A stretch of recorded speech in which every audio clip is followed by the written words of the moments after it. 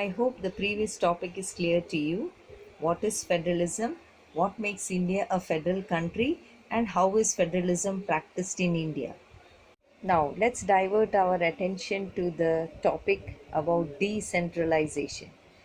The term is only new to you. Rest you know about when power from the central government and state government is taken and given in the hands of local government, it is termed as decentralization. A major step towards decentralization was taken in the year 1992. We can also say that in decentralization, a third tier system of Panchayati Raj for all the states having population of over 20 lakhs is provided. In the same year, that is in 1992, the constitution was amended in order to make a third tier system of government more powerful and effective.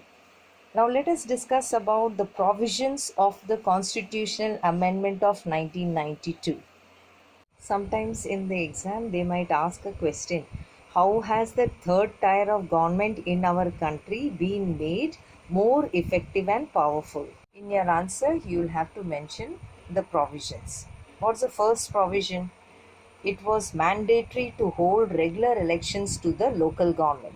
Second provision or step is that seats are reserved in the elected bodies for scheduled caste, scheduled tribe and OBCs.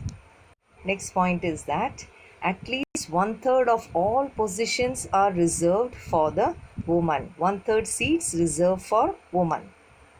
And the next one, an independent institution. You know what is that called? State Election Commission has been created in each state. For what purpose? That is to conduct the elections in the panchayats and municipalities.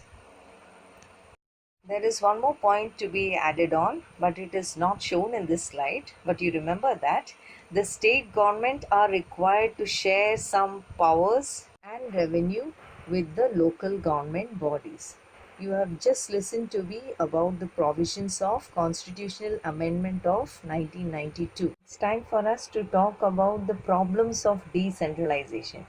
Elections are not being held regularly in the local government. Second disadvantage of decentralization is that the state government sometimes refuse to give the power and revenue to the local government. I hope this topic is clear to you. The topic on decentralization, the constitutional amendment of 1992, and the two main disadvantages of decentralization.